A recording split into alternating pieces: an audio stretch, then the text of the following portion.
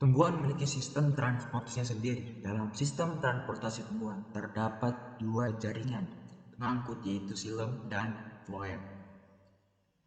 Silem berfungsi mengangkut air dan unsur hara dari akar ke daun, dan floem berfungsi mengangkut hasil fotosintesis dari daun ke seluruh bagian tubuh.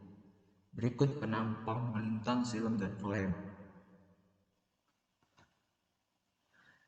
Pada batang dan akar, terdapat perbedaan struktur pada bagian batang dan akarnya.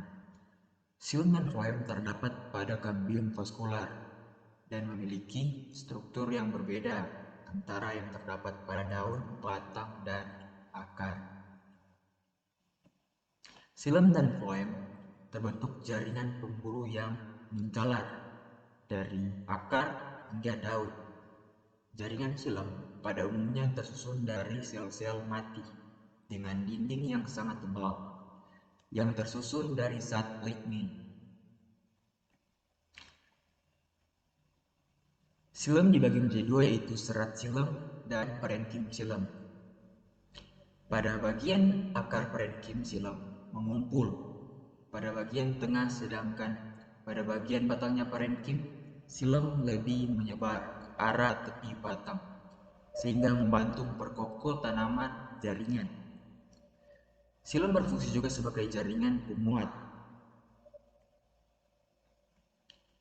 Berbeda dengan silem, jaringan floem tersusun atas sel-sel hidup. Floem berfungsi di saat hasil fotosintesis ke seluruh bagian tubuh tumbuhan.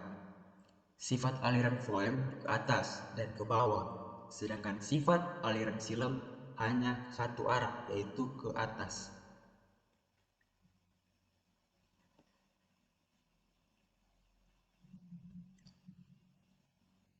Berikut kita cara kerja silem dan floem.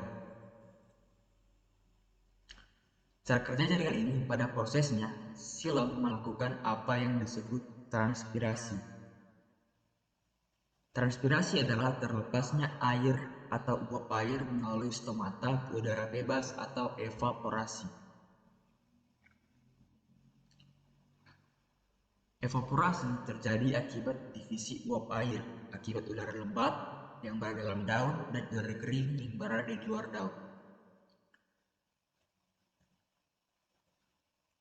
Kehilangan udara dari daun ini mengakibatkan adanya kekuatan menarik air dari dalam tanah melalui berkas pembuluh menuju daun.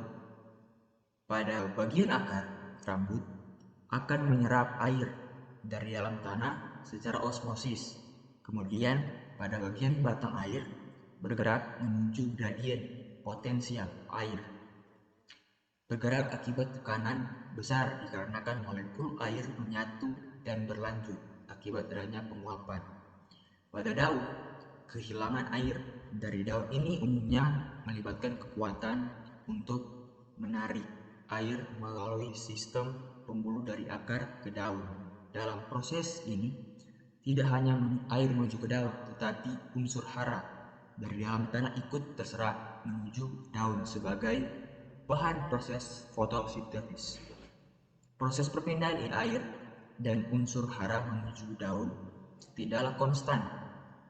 Ada banyak faktor yang mempengaruhi, yaitu faktor eksternal, misalnya suhu, kelembapan angin, intensitas cahaya, dan juga faktor internal dan fisika, yaitu berlapisan lilin atau tidaknya permukaan daun, banyak sedikitnya stomata bentuk, dan juga lokasi bentuk stomata.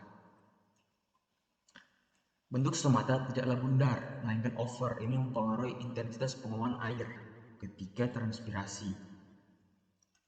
Kalau stomata meningkat, maka penyerapan air oleh akar ikut meningkat pula. Translokasi floem merupakan perpindahan hasil fotosintesis dari daun ke seluruh bagian tubuh tumbuhan.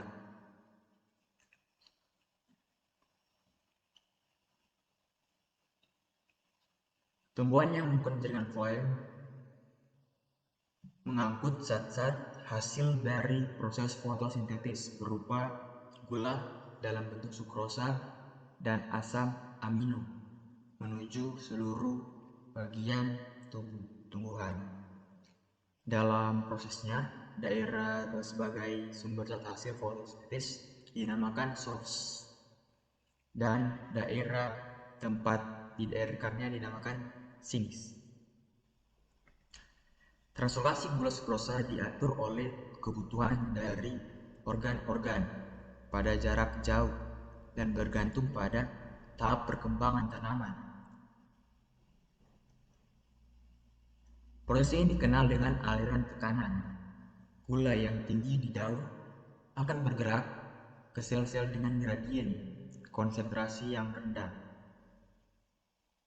Contoh perkembangan buah dan biji memerlukan energi tinggi.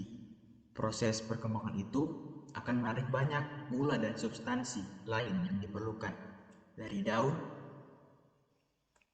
Terima kasih.